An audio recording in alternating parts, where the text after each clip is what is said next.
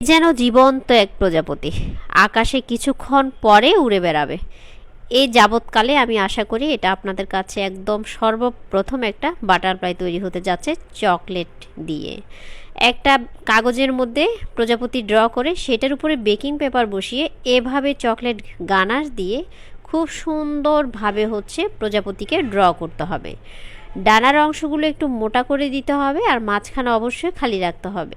Sorry, এখানে chocolate ganache হবে না, মিল্টেড চকলেট হবে।